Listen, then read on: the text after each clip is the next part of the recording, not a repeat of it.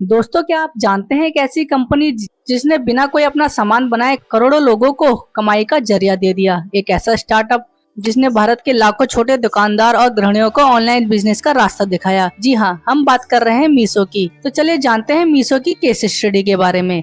एक ऐसा प्लेटफॉर्म तैयार किया जिसने फेसबुक, व्हाट्सएप और इंस्टाग्राम को ही बना दिया डिजिटल दुकान। इसका आइडिया आया विदित आत्रे और संजीत सिंह को, जिन्होंने आईआईटी से पढ़ाई की थी। साल 2015 में मीशो की शुरुआत हुई। पहले ये एक फैशन शॉपिंग प्लेटफॉर्म था, लेकिन बाद में इसका फोकस रीसेलिंग मॉडल पर चले गया, जिसका मतलब होता था कोई भी व्यक्ति मीशो पर लिस्टेड प्रोडक्ट चुनकर अपना प्राइस टैग लगा सकता था और कस्टमर तक डायरेक्ट सप्लाई पहुंचा सकता था। उसे व्हाट्सएप या सोशल मीडिया पर शेयर कर सकता था और कस्टमर को कितने ऑर्डर मिले ये इसकी डिलीवरी मीशो से ही हुआ करती थी और रिसेलर को इसका प्रॉफिट मार्जिन मिलता रहे। दोस्तों, 2007 ये वही समय था जब flipkart.com की शुरुआत होती है।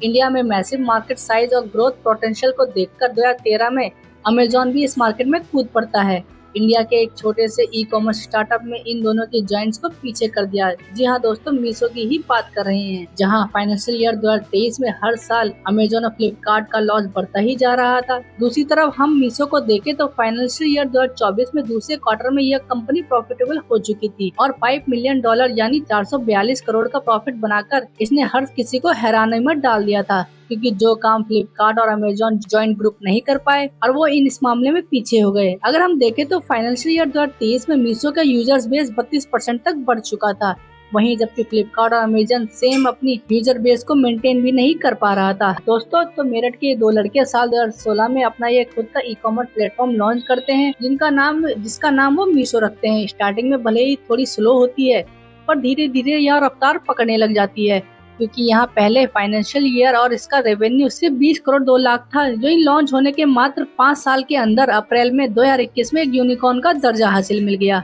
आज हम बात करें तो मीशो के पास 12 करोड़ मंथली एक्टिव यूजर्स हैं। साथ ही यह फ्लिपकार्ट और अमेजॉन को पीछे करके इंडिया का fastest growing e commerce platform बन चुका है। दोस्तों, इसकी खास वजह थी इनका अपना खुद का वेबसाइट बनाना, क्योंकि खुद के वेबसाइट से बहुत सारे फायदे होते हैं। जैसे इसके आपके बिजनेस में एक आइडेंटिटी मिलती है। अगर आप अपनी स्टोरी को अच्छे से एक्सप्रेस कर पाते हैं, जिससे ब्रांड बिल्डिंग में हेल्प मिलती है। इसके अलावा वेबसाइट के होने से आपकी रीच बहुत ज्यादा बढ़ जाती है।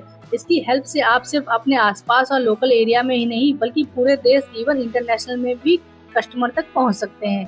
जैसे इन्होंने मीशो को लॉन्च किया तो इनके लिए इंडिया का मार्केट खुद ही ओपन हो गया। खुद की website Indian e commerce startup बड़े बड़े मल्टीनेशनल प्लेयर को पीछे कर रहा था। तो पर सवाल ये उठता है कि इस जबरदस्त सक्सेस के पीछे मीशो का क्या राज था। जी हाँ, इसके पीछे राज था जीरो कमीशन पॉलिसी, यानी मीशो अपने सेलर से कोई भी कमीशन चार्ज नहीं करता था। जी हाँ दोस्तों, ये काफी हैरानी की बात है, क्योंकि फ्लिपकार्ट और अमेजन पे अगर हम किसी प्लेटफॉर्म पर 330 रुपए को कोई प्रोडक्ट लिस्ट करते थे, तो अमेजॉन 110 रुपए और फ्लिपकार्ट उस पर 40 रुपए प्लेटफॉर्म चार्ज करता था, जो कि इंडस्ट्री के लिए एक बहुत बड़ी प्रॉब्लम बन चुकी थी। इसी प्रॉब्लम को सॉल्व करने के लिए संजीव और विदित ने मीशो पर जीरो कमीशन के साथ लॉन्च किया, ताकि छोटे सेलर्स भी ई कॉमर्स प्लेटफॉर्म पर आ सकें। तो दोस्तों, सेलर्स आखिर ये पैसा कमाते कैसे थे? वेल, आपको बता दें, मीशो मैसेजरी डेस्क रेवेन्यू पर जनरेट करता है।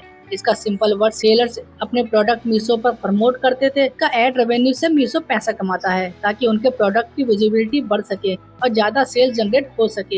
हालांकि ऐसा नहीं है कि मीशो पर सिर्फ वही प्रोडक्ट बिकते हैं जिनका प्रमोशन हुआ, बल्कि वो इस चीज का खास ख्याल रखता है कि कोई भी प्रोडक्ट प्रमोशन से ज्यादा ऑर्गेनिकली बिके, जिससे प्लेटफॉर्म पर एक अच्छा बैलेंस बना रहे। जब जीरो कमीशन का फायदा देखकर सेलर्स मीशो पर तो आ तो गए, तो इसमें कस्टमर का क्या फायदा हुआ? इससे कस्टमर को ये फायदा हुआ कि कस्टमर को प्रोडक्ट और भी ज्यादा सस्ते मिलने लगे, जिसकी वजह ये हुई देखते ही देखते मीशो पर ट्रैफिक काफी बढ़ने लगा और दूसरे प्लेटफॉर्म की तुलना में इस प्लेटफॉर्म में 30 से 40% की ग्रोथ बहुत ही अचानक जल्दी से होने लगी। यही मीशो का सक्सेस का दूसरा बड़ा रीजन था। मीशो ने लाखों हाउसवाइफ, कॉलेज और स्टूडेंट को एक कमाई का जरिया दिया और इसमें सिक्वा जैसी कंपनी, फेसबुक, मेटा जैसी बड़ी कंपनी और सॉफ्टवेयर जैसे दिग्गज इसमें अपना निवेश करना स्टार्ट किया। 2021 में कंपनी की वैल्यूएशन $4.9 बिलियन हो चुकी थी, जो कि एक आइकन बन चुकी थी। मीशो का मॉडल बाकी ई कॉमर्स से बहुत ही अलग हुआ करता था। यहाँ पे कोई इन्वेंट्री नहीं थी, कोई वेयर हाउस नहीं था और न ही बिग मार्केटिंग बजट था।